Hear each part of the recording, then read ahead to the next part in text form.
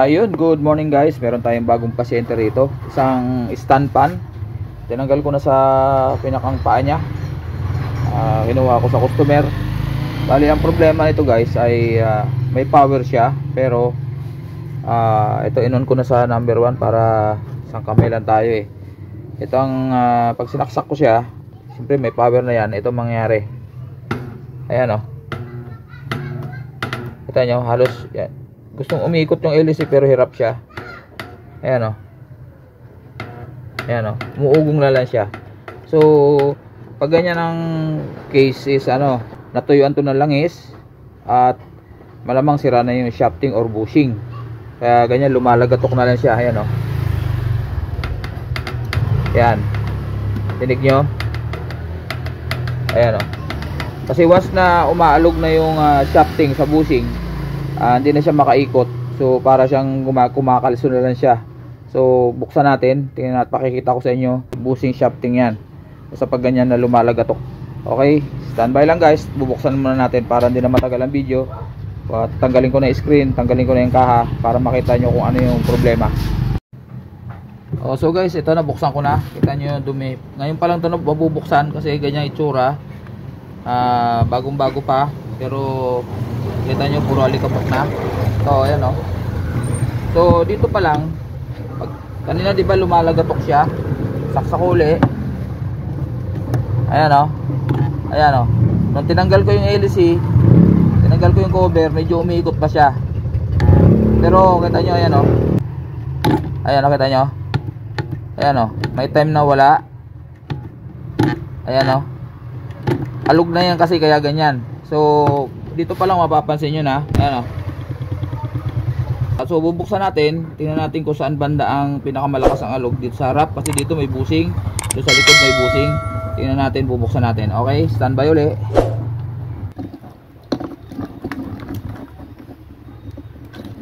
Ayan o, kita nyo guys o.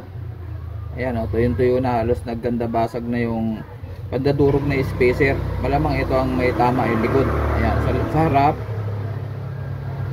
okay pa yung harap, pero pag ganyan may tama na yung likod, syempre buong shafting yan, papalitan.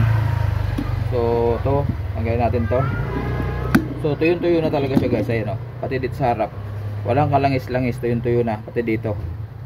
O, gaya na sinasabi ko sa inyo, ang pinaka number 1 problema lagi ng electric fan is pag nag-overheat dahil natuyo na ng langis. Kita nyo, ayan o, grabe ang dumi. Ayan o, wala nang paglagyan yung alikabok. Andito yung oil foam. Yan yung nilalang, ito yung bushing. May oil foam yan sa gilid dito, sa loob.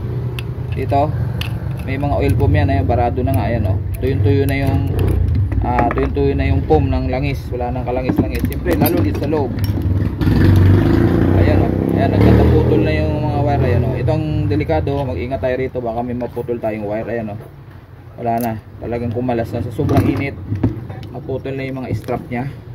Ayan o, kita o, lulutong na. Ayan o, ayan o, lutong na o.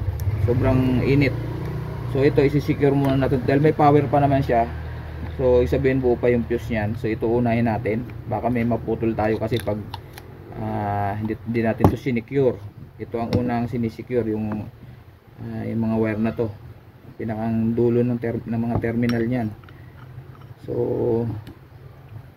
dandalan tayo rito. Yan, sisecure muna natin to ng strap, plastic strap, para sure na hindi siya didisgrasya yung wire. Ayan o. So ito naman magnetic wire ay yan, may coated yan, nakalaminate yan, so walang grounded yan. So ibabalik na natin to dito, tapos itali na muna natin. Ito yung fuse niyan guys. Ito, kita nyo ba yung fuse? Ito, thermal fuse. Yan, so isabihin may ugong pa siya, nagre-response pa yung motor, so buo pa siya. Kaya itatali na lang natin siya dito para sure na hindi siya mahatak. Yan, ganyan. Basta ito guys, lagi ang unahin natin, mga dugtungan na to. Kailangan na i-secure muna natin to bago tayo maggalaw dyan, kasi baka may maputol tayong wire. So ganyan lang. Yan. Tapos ito sa kabila.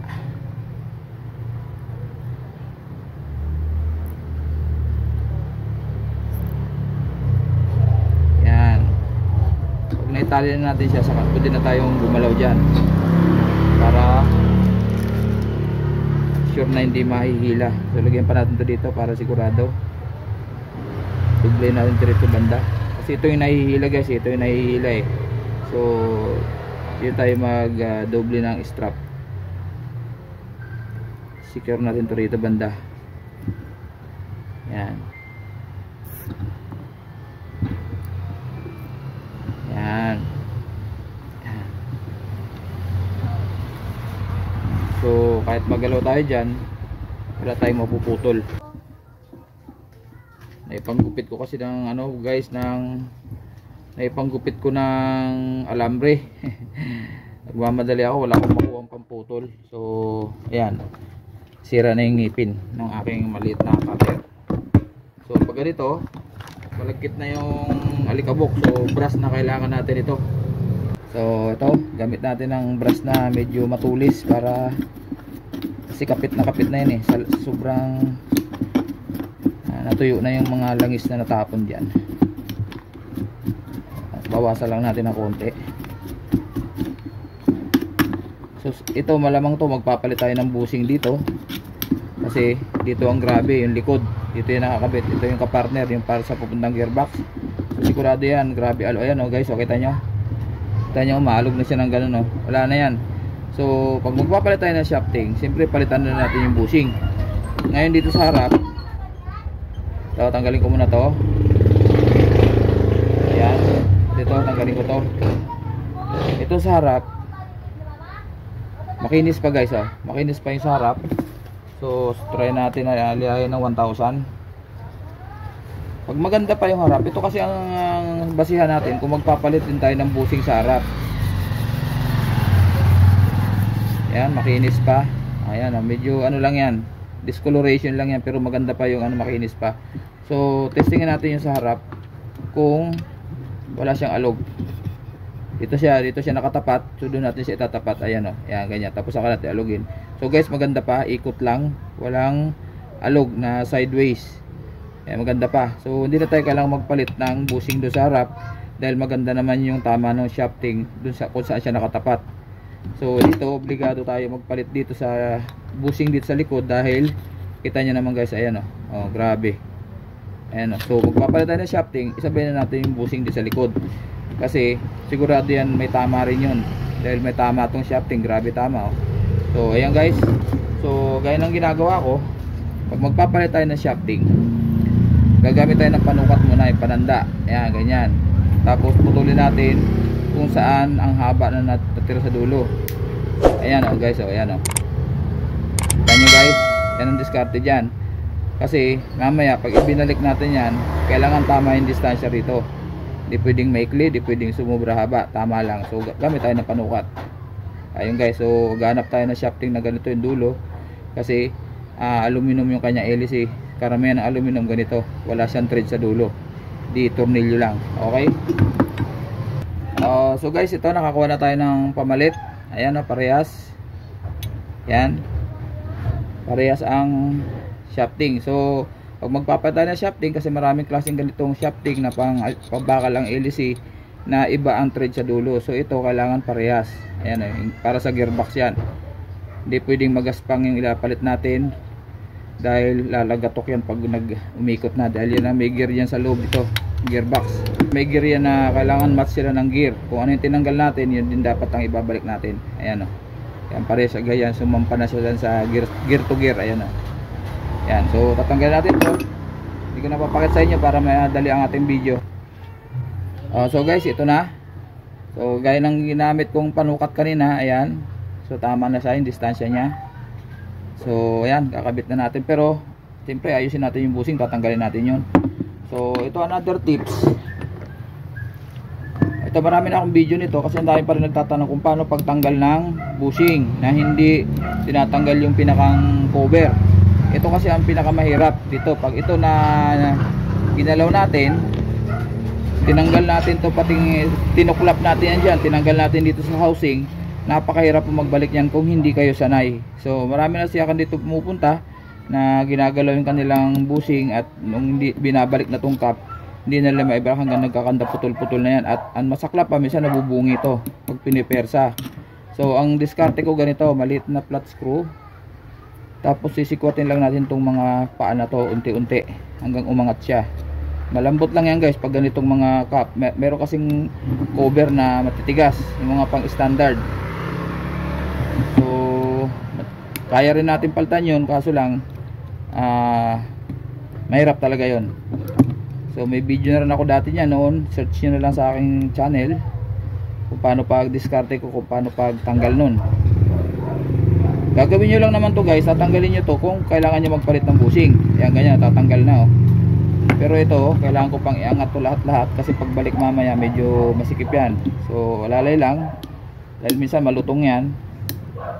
Basta may angat nyo lang siya ng bahagya para pagbalik ng bushing mamaya.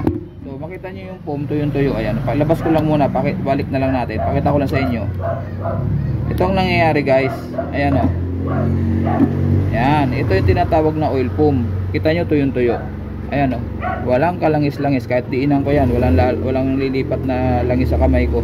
So tuyo talaga siya. So ano mangyayari? Siyempre pag tuyo, bakal sa bakal, bushing to bushing. Ayan, diba ito? Bushing to bushing, automatic aalog yan. Ayan o. Gigewang-gewang na yan kasi nagasgas na yung bakal sa bakal na wala nang lubrication. So ganun lang nangyayari guys. So nauobliga tayo magpalit ulit ng bushing.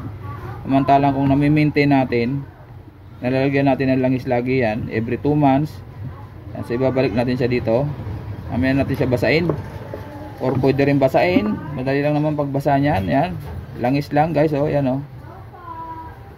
Ganyan lang karami ang langis ng electric fan. So siyempre katagalan natutuyo yan sa init, di ba? So ganun lang, babalik natin siya ng ganun. Yan, tapos tulak natin to dito hanggang lumapat siya din sa loob. Yan. At siyempre talagyan natin siyempre ng bushing. Yan, dali lang, standby. So ito na guys ang bagong bushing. Yan, bagong bushing. So madali maglagay kasi nakaangat na yung mga pinakang paa nya. Yan, so gaganyan lang. Ngayon paano natin ilalak? Kasi pag hindi natin nailak ng tama yan, gagalaw-galaw yan, gigewang-gewang. Ganun din ang mangyari, uugong din siya. Kailangan kasi hindi siya gumagalaw siya pero kailangan mahigpit. So ang diskarte rito guys, meron naman ako mga upload yan. So tatagilid na siya ng ganyan, tatapat nyo kung saan nyo ito kasing paa na ito ibabalik natin sa dating forma. So pag ganyan, yuyuko natin ng ganyan, bagya lang. Tapos gamit tayo ng flat screw guys, flat screw. Ganyan, ito yung magandang klase. Tutulak natin siya unti-unti papasok. Yan. Ayan. Yan. So pre, dito naman tayo ililipat yung butas dito sa kabila. Yan. Tapos ikot na naman dito sa kabila hanggang masara natin lahat yan. Bakit ko yuko ng ganyan? Kasi guys, kailangan yan, parang ganito yan oh. Yan ganyan, di ba? Pag nakaangat, siyempre gagalaw-galaw to. Kailangan to, itong mga paa na to nakayakap dito sa bushing ng maigi para hindi siya gagalaw-galaw ng gigiwang-giwang ng todo. Yan, gigiwang din siya pero mahigpit, maganit. Ngayon kung nakaangat yan ang dalawa, siyempre gagalaw yan dun sa part na yon. So uugong na naman siya. Yan ang trabaho niyan guys, yan. Kaya kailangan mailapat, maibalik natin siya yung mga paa nang nakayakap dito sa bushing.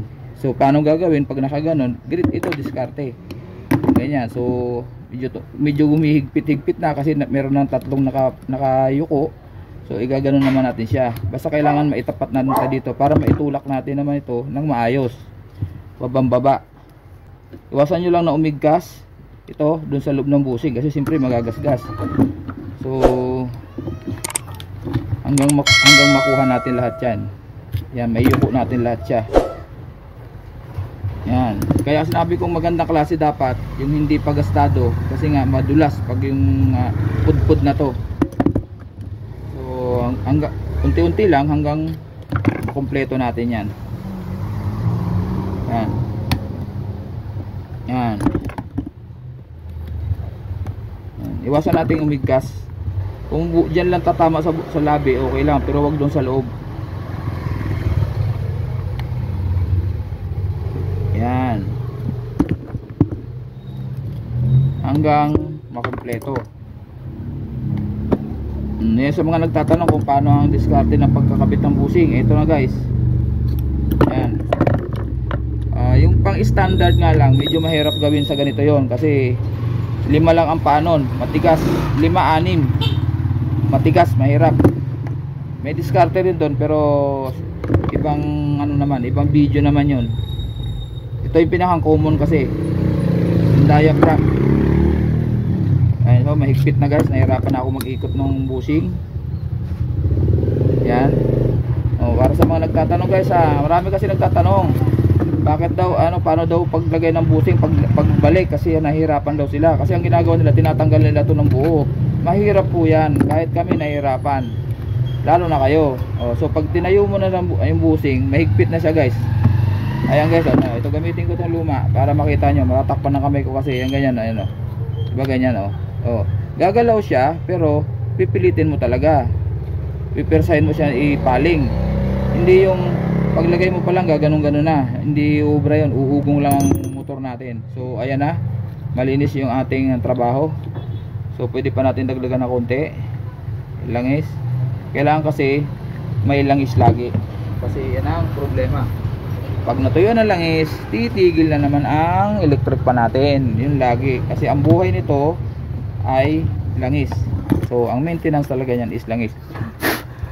Paano gagawin? Obligado bubuksan, walang shortcut dyan guys. Paulit-ulit ako, walang shortcut sa paglalagay ng langis, kundi bubuksan nyo talaga na ganito. Kung ano yung ginawa ko, hindi pwedeng shortcut. Kasi yung iba kasi nagpapatakan lang dito, akala nila ganun kadali. Hindi ho ganun. Kasi kung ganun lang kasimple ang paglalagay na langis sa electric fan, wala nang technician. Ba't ka pupunta sa technician, ganun lang pala gagawin. Pero mali ho yun. Kasi paano papasok ang langis kung dito mo lang ilalagyan sa dulo?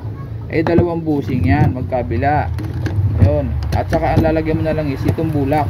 Paano mo lalagyan ng langis yan kung dito mo lang papatakan? Diba guys? Yan, inuulit-ulit ko lang para kung sirang plaka, kasi ang dami pa rin nagtatanong. Minsan kasi magdadala rito, kuya, magkano pa palagay ng langis? Yung tatanungin ka na minimenos kagad yung trabaho mo. Kuya, langis lang magkano ba yun? Ano langis lang? Hindi yan langis lang, baklas lahat ang makina, baklas lahat, tapos langis, sasabihin mo langis lang. Bagay, langis lang naman talaga linalagay, pero paano ba dapat? Baklasin mo yan, trabaho yan. Yan ang trabaho ng technician. Ayan, so kita nyo, ayan sinisip-sip, ayan lumulobo. Kita nyo guys, ayan tuyo-tuyo ng langis yung bulak. So ganyan, tinutulungan ko itulak yan. Tulak yung bulak para sipsipin niya yung nang maigi yung langis. Ayan guys, paulit, ganyan, ilang beses naman ako nag-video nito. Hindi naman ako nagsasawa guys, kasi ang dami pa rin tanong. Lalo sa mga bago nating taga-subaybay. Ayan tinutusok ko ng ganyan para pumasok yung langis. Tanggalin natin yung sobra, kasi hindi naman pwedeng tatapon natin. Ito yung sa harap guys, sa harap. Ayan. Tapos meron diyang isang spacer. Spacer yan guys, ayan balik natin to. Kung gaano karami lagay na spacer, yun doon ibalik natin. So ganito sa likod, spacer washer.